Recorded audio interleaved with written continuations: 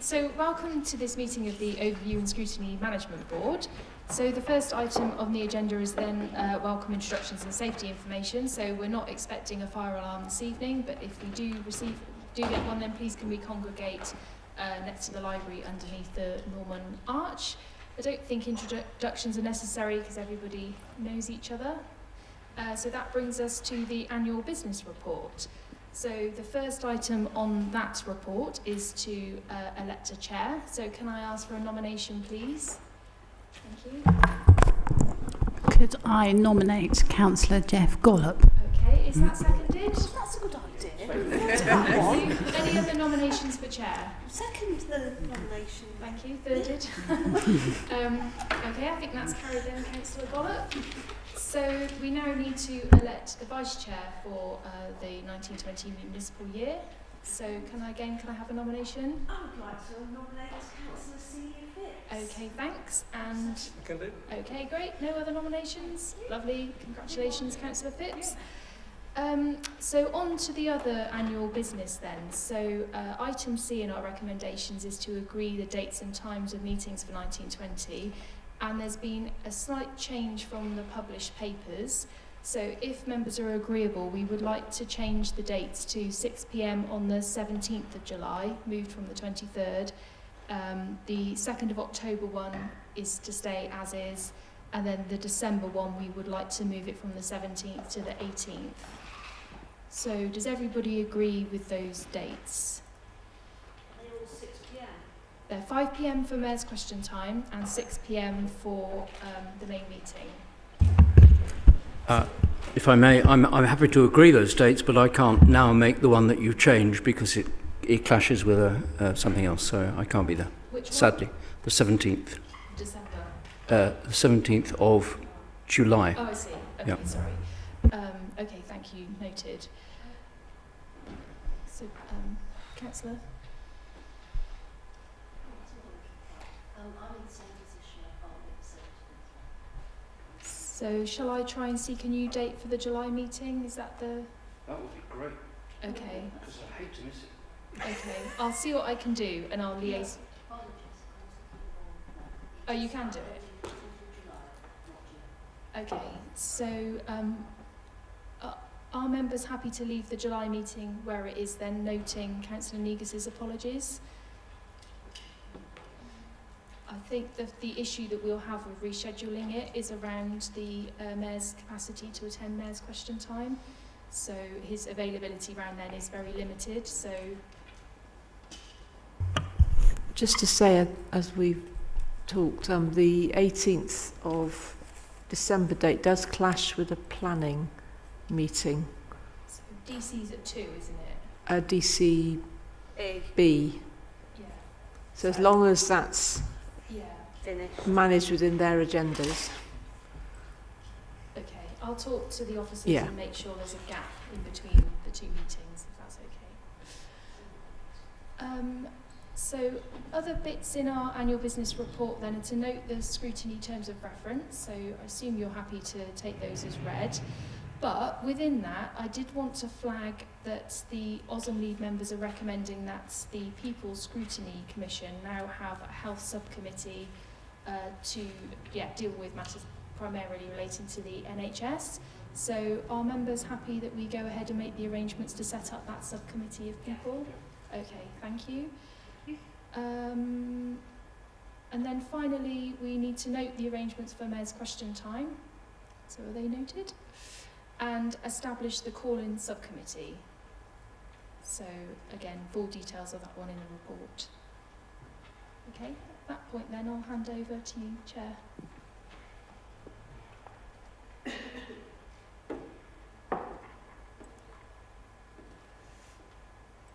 you want one? That might be easier because that one doesn't seem to me. This one doesn't. Is that working? No? It had a second. Oh, there we are. Right. Okay. So, item 3, apologies for absence. I'm presuming we must have a few. Councillor Carol Johnson. So, one member, and that therefore means several members haven't apologised. Right, okay. Declarations of interest? No. Minutes of the previous meeting, those have been circulated. Everybody who was there happy that's the correct record? Yeah. Okay, thank you. Item 6, Chair's Business. I have none. Item 7, Public Forum.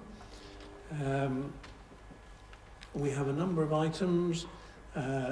One is from David Redgewell, who is not here. So I suggest that we note that. And Lucy, is the normal process that we pass that to the Executive Office and ask them to? Only if you ask us to, Chair. Well, I think if you could pass it to the Executive Office, because it's really directed at them rather than us anyway. And all the other public forum items are from chairs of commissions and task and finish groups. Are members happy that we note those submissions? Claire? Can I just check that mine have arrived?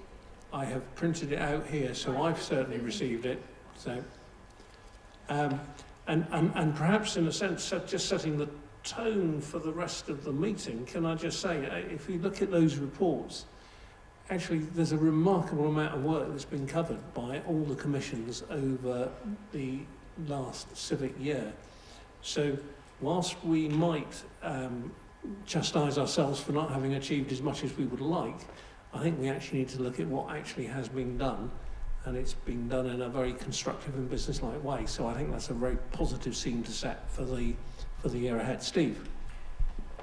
Thanks, Jeff. Yeah, I agree with that. I suppose what I would say is it's not very widely known amongst other members what work's been going on, and I wonder if we could think a little bit about how we might redress that problem.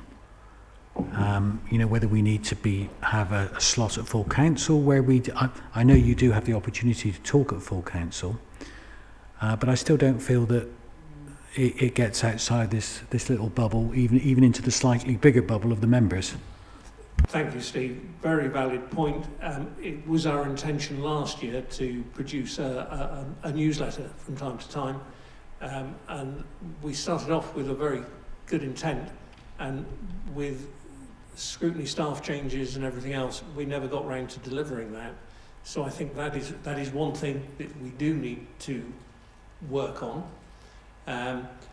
We also talked about, once we'd established the chairs producing regular reports, that we could submit those reports to Cabinet in our own right as a report from Scrutiny of what is happening, as another way of drawing to Cabinet and putting into the public domain what we're doing. So I think if members are happy, we perhaps examine both those routes, as well as taking the opportunity to put reports into Cabinet, to full council from time to time.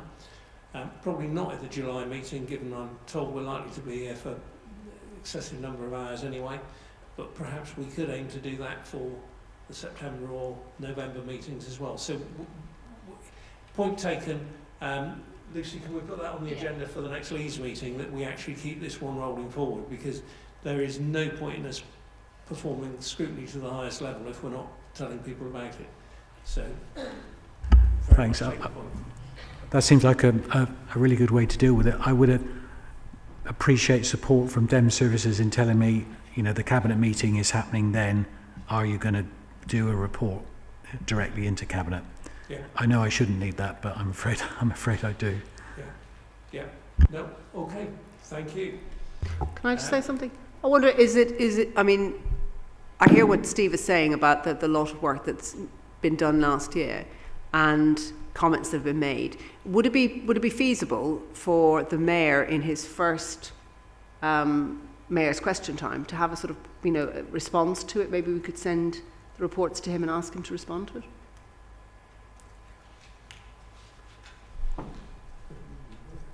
Are members happy that we can send a copy of all the chairs' reports? How long is Mayor's question time? No. The next Mayor's question will be the 17th of July. And that's for an hour, is it? And that's right. I think it's a great idea. I wouldn't want to use up too much of the time. But we could give him 15 minutes, and then that would be, you know, and maybe even, well, actually, I mean, the most useful thing, and this goes back to what I've been reiterating all afternoon, is getting, you know, finishing the circle. So what we could do is, maybe a job for you, Jeff, or whatever, you could read the reports, and then there are issues. So, for example, I've raised some quite contentious issues in the task and finish assets group thing, and ask for a response to specific things. So, you know, 3 or 4 bullets worth, you'd like to know what you think about this. I mean, I genuinely would like the mayor, first of all, I want to be sure that the mayor knows what's happening. And secondly, then I want to know what he thinks about it. So I want a response. Okay, well, I'm certainly very happy if we, at the next Leeds meeting, consider those issues that need responses out of the work we've done in the last year, and that can form the basis of, I'm happy for that to form the basis of the first set of questions to the mayor. They're very happy to do that. Okay, thank you. So, item 8 on the agenda, which is the Scrutiny Work Programme 1920 and Ways of Working. You've had the papers on the ways of working, and I think we've all sat in discussions on this, and I think we're all agreed that we've got to make ourselves work sharper and concentrate on outcomes and what we try and do. We've also all sat in on the work programme workshop this afternoon, and what we are hoping, and if you're able to read any of these screens, your eyesight's better than mine, but on the screens coming up is the summary of the work programme that we have discussed this afternoon. The purpose of having this annual meeting now is to actually ratify this work programme so that chairs and scrutiny officers can start to work on building up the agendas for the meetings. So it's a question of whether any chairs want to add anything to the papers that are being put on the screen, and those papers reflect the discussions that took place in the workshop earlier. Yeah, and Lucy has prompted me to say this will be published in Modern Gov, so it will be there for reference and access.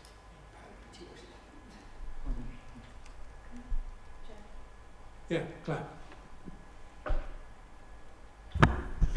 Just to then say that on people scrutiny, there is an element of flexibility in some of that, because it's still a very heavy programme, so I wouldn't want people to think that was totally and utterly set in stone.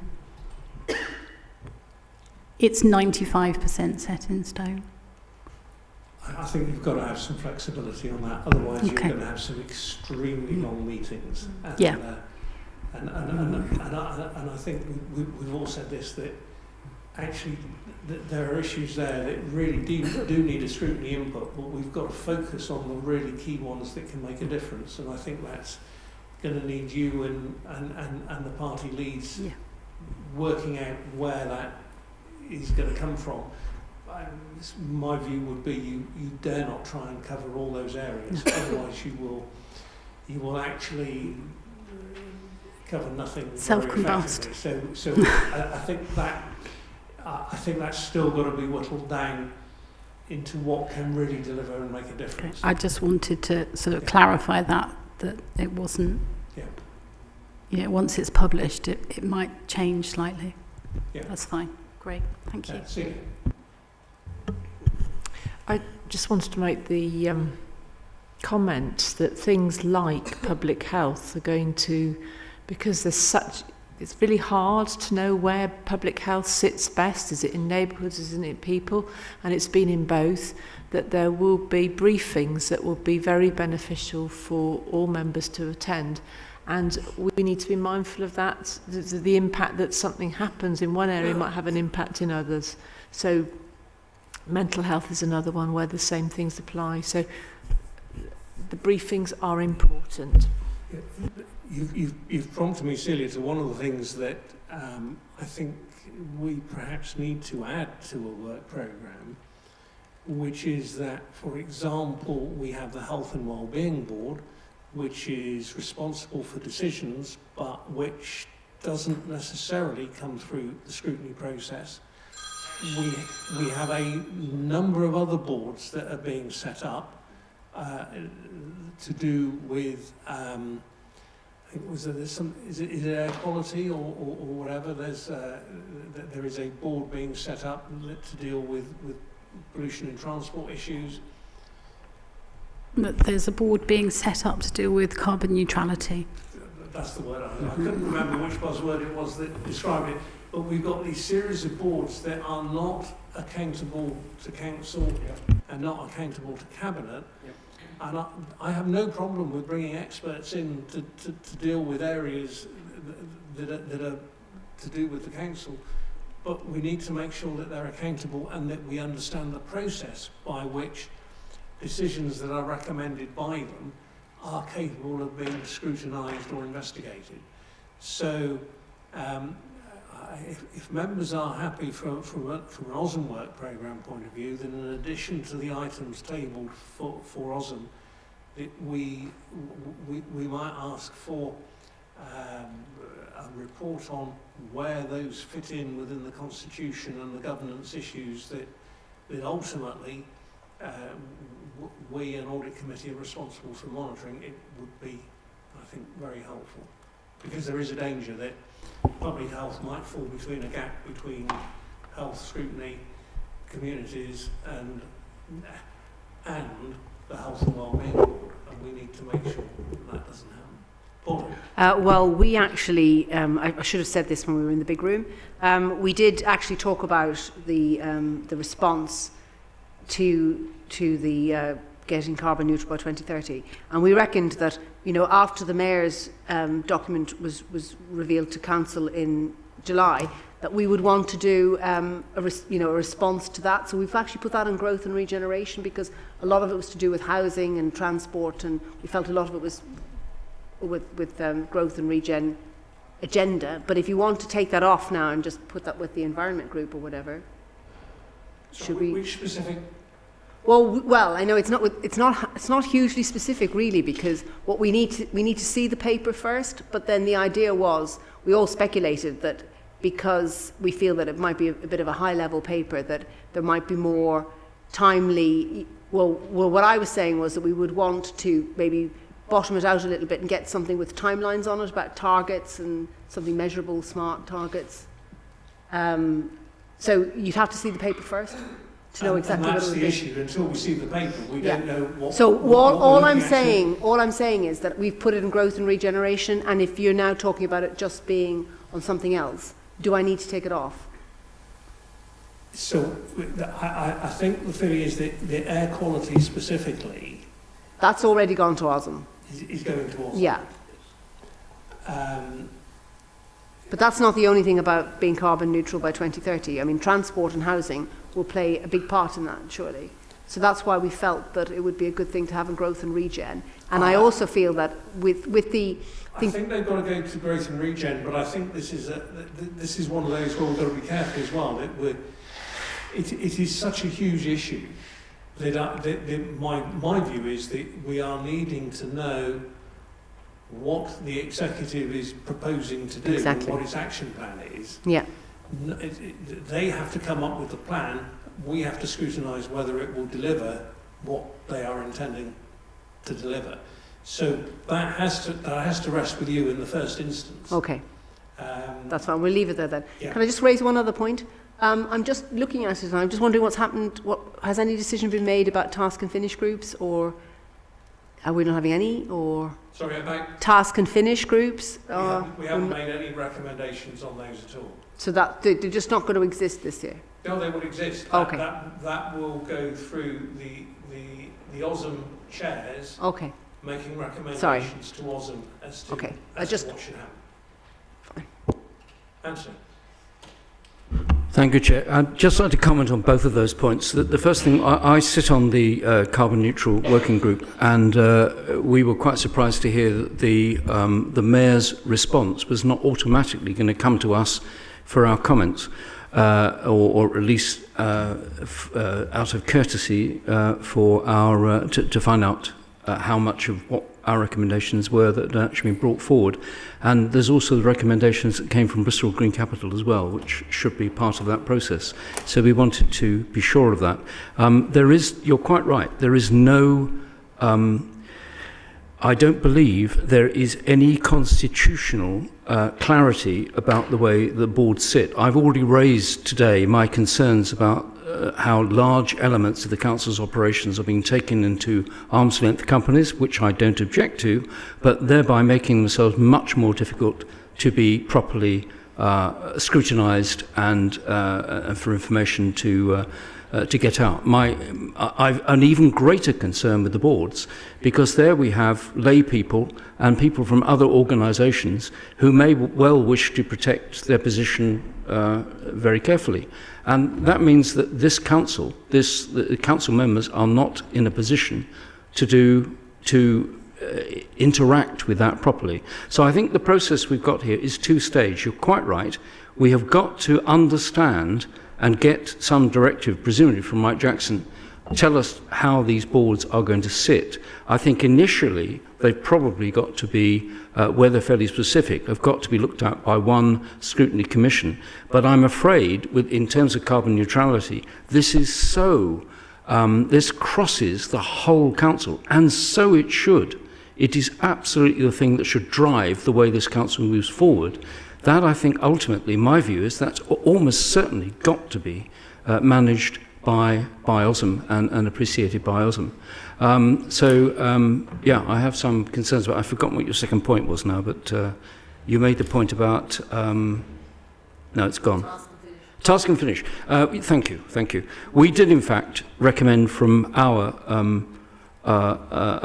workshop earlier one item which we thought should be considered for task and finish. I hope the other groups may have some ideas on that too, but it will certainly inform the Leeds meeting, and that will be helpful. Thank you. Yes, Steve.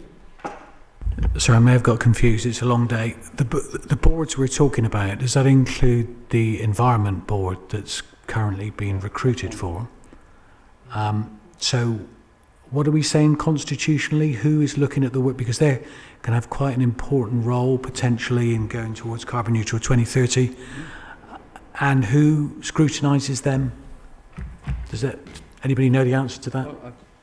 Sorry, you may have asked that already. Sorry. So the question is, where does that fit into the council's constitution? Because they can, if they are advising officers, the officers should still be bringing key decisions through the decision pathway to cabinet.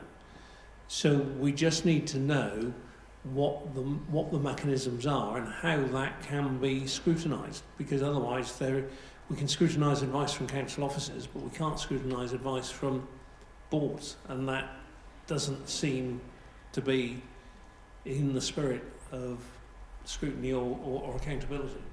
So is that an action that somebody's going to take away to find out how that's going to happen? So that's what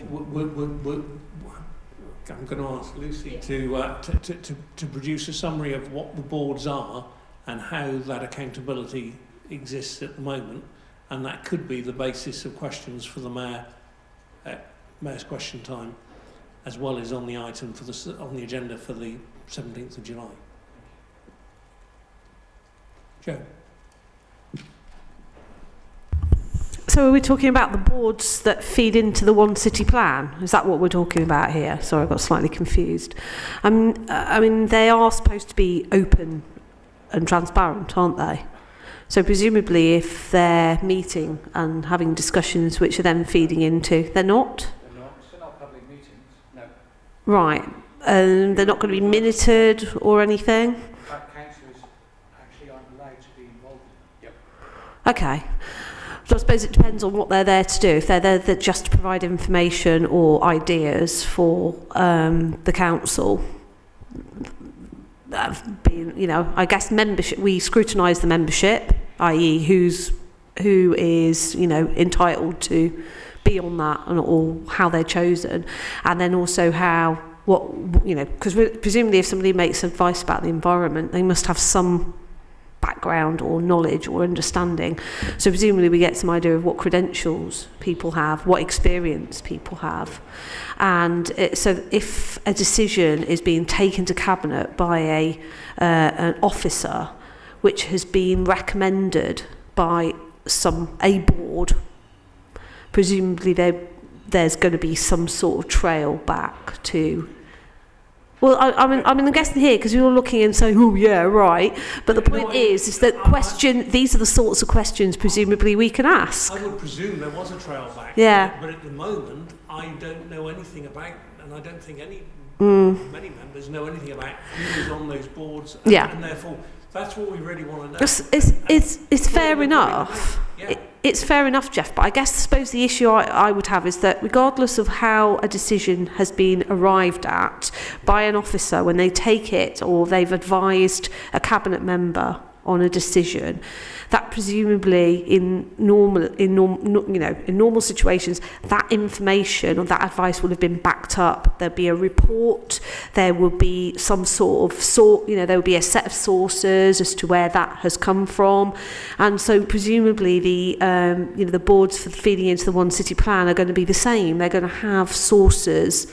They're going to have. But we were having a discussion the other day in terms of the Health and Wellbeing Board is a different entity, which used to be a decision-making body in its own right, and papers came to it. It didn't come to council, even though it impacted on public health and roles that the council was involved in. So what we're really wanting to understand is all these different things, because there is the One City boards, but there are other boards as well. And we just want to understand and ask the question: are they taking decisions or helping make decisions that are not coming through the decision pathway? I'm hoping the answer is no, they're not. But I think we just need to understand, because there is a proliferation of them. I don't even know how many there are, let alone who's on them. So in terms of public transparency, it's right that if we don't know, we ask for that information. Yeah. No, sure. I suppose in the end, what I'd be thinking about if I were Marvin, I would be wondering why you were asking me those questions, and I suppose the thing that I as me be wondering about whether those bodies are aptly named, whether they should be called expert panels or something like that, because they're based on people who have like knowledge and expertise coming together and coming up with ideas which then get offered up. But they don't have any authority other than knowledge, if you see what I mean, knowledge and experience. They don't have any power other than having, I suppose, some influence. And I'm guessing that's what it is, but it would be helpful if we had that clarified and could understand. And there will be members who actually could have some expertise that could be brought to some of those boards as well. And it's a pity if members are excluded simply because they're members, rather than having the best people to advise. So it's really just about us understanding more. But in general, with the extent of some of the problems that the authority's dealing with, the more people we can bring on board to help solve them, the better. Any other points? Yeah. Sorry, I thought you had something you wanted to say. I was just going to say they're not comprised of experts. Okay. Actually, they're comprised of what you might loosely call stakeholders. Yeah. Okay. So they're not. I mean, they're going to meet 4 times a year, or at least the Environment Board is going to meet 4 times a year. It's going to be things like perhaps major employers, representatives of organisations, and so on. So just to factually correct. No, well, it wasn't me making. It was me, kind of trying to work out what we're dealing with here. Is that, are we asking if there's some sort of ulterior motive here, or are we asking that we just want to understand what role they're actually playing? and if a decision is being made by, because the only person who can make decisions, rightly or above that threshold that we is the mayor, right? That's the only person who can make decisions. Now, your question, I suppose, could be: Mr. Mayor, who are you receiving your advice from? And has that changed since these boards have been set up? And therefore, what role are those boards, or how much of an audience are those boards getting? But I just feel that I'm wanting to ensure that the line of questioning we pursue has a point and is constructive, rather than us just appearing to be sort of playing some kind of being sort of ultra suspicious. And so it's fine if you've got suspicions, then let's get them out and try and understand what they are. Yeah. No, Do you know what I mean? I understand that. From my point of view, I don't know enough to make me suspicious at this stage. I suppose it's because I don't know enough that I want to know more. And I think it is good for this to be in the public domain of how it's working. I think it's important, if strategies are being developed, that the scrutiny process has the opportunity to engage in the strategy development before it becomes a formal council policy. Because if we only get to look at it once it's published 7 days before Cabinet, we are not going to be able to influence it. And that seems, and that is unfortunate, because those are the areas, given that we represent the residents of our city, it's important that we at least have a chance to play a part. So that's why I'm keen to ask a bit more and understand more about it. Anthony? I think we're going back over stuff that we've already answered, but we've said many times that with a mayoral system, with one person, as Joe says, making all the decisions, it is even more important that we understand and make more transparent the processes towards those decisions being made. So our role, and Scrutiny's timetable is being reduced and resources are being reduced, our role in fact is even greater than ever it was, and we have to be very conscientious about making sure decisions are made in the right way, at the right time, and with the best possible information and our input into how all that is done. That's why we're here. Yeah. It's the tone in which is but it's also the difference, because you've got two issues here. You've got new entities that are in existence that we might like to know more about, and their relationship, if any, to a decision-making process. But actually this business about us needing to know about things in time to be able to scrutinise them, that exists anyway. That's irrelevant whether there's a board to talk about health and well-being or not. It's in the end, when it comes to Cabinet, it's us knowing enough before... You've missed the point. No, I haven't missed the point. Can I just stop this, guys? I think we're all generally in agreement with where we're trying to get to. So I think we'll go with that. There are a couple of points I wanted to make, just in terms of the immediate work programme. And that is that on the 18th of June, Cabinet is looking at an update on clean air, and I'm just looking for the exact wording: clean air plan update to note progress and seek approval to go out to public consultation on options for an outline business case. Now, what I'm suggesting is that once that paper is published and approved by Cabinet, that the OSM leads should look at that paper and determine further information on air quality that we'd like to see brought to our July meeting. So that's my suggestion, that we do it that way as a way of engaging. It's probable that is a high-level document anyway, and it would appear as though air quality is likely to be something running through our work programme over the next 12 months anyway. But we do want to focus what we ask for and how we make that work. So that was one item. The other that I'm not sure whether it fits into the asset task and finish group and growth and regen is the strategic asset management plan. And whether that is bringing what we need it to. but it would seem to me that needs to be looked at by, I would suggest, the growth and regen leads before the cabinet meeting on the 18th of June, and comment to be put in. That's a different document Mike. to the... Sorry. Who's Mike? That's not the assets group. That's not the assets, strategic assets management about the assets that we've been scrutinising for the past 2 years. That's a different document. Well, it's called a strategic I know. asset management plan. I know, and that's why we ended up... What I'm saying is that would be the perfect opportunity for Scrutiny to make comments with regard to issues arising. But the strategic assets document is coming in September. It's listed in September. They just look very alike, but it's not the same thing.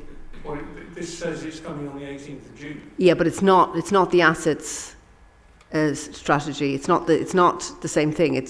I know it looks exactly like that. And when we went to the last task and finish meeting, I went on the understanding that the draft document that we were being shown was for this cabinet, and then the officers explained that this is something else. I don't know what this other thing is, forgive me, but I don't know in detail what this thing that's coming in June is, but I know it's not the assets draft strategy. It's not the strategy for the asset for property assets. It's something to do with maybe transport or something else. Is it transport? I think it is transport. Yeah. Yeah, it is. It's transport. It's different. Trust me. I'm a councillor. Well, can I just ask the growth and regen the leads still look at it, whatever it is, because it is... I will definitely have a read of it. It seems very interesting, but it's not what we think it is. And if it isn't what you're expecting it to be, that's a very good reason to put in a comment. Absolutely. Why it's not. I'll be all over it as soon as we get it. Yeah. Okay, so with those comments added, then we have the documentation that is on the screen that is the basis for the work programme for the next year. Are members happy that we endorse that programme? Yeah? Any against? And so just to add, the one thing that we haven't specifically identified there is the health scrutiny programme, but we have also made the recommendation that was approved earlier in the business programme that health scrutiny be established, and therefore that work programme can be brought to a subsequent OSM meeting when we've got that pulled together. Okay, so let me just get back to what else we've got. So we've approved the work programme. The Mayor's Forward Plan is available for noting, and I would urge you to look at that and identify items coming up, because we do now have items going through till October and November, so there is an opportunity to just look and use that for working. And item 10, minutes from the WECA overview and scrutiny meeting, which is circulated purely for information, but will now be done every time there is a meeting to report back, so members have a record of what's happened. So that concludes the formal bit of our agenda. I will unusually just check whether anyone's got any other business that they want to raise, given that... Yes, Joe. Oh, sorry, I was pointing down. Thank you. Nothing anyone wants to raise. In which case, in time for all those who need to be away, I declare this meeting closed. Thank you for your time. Thank you.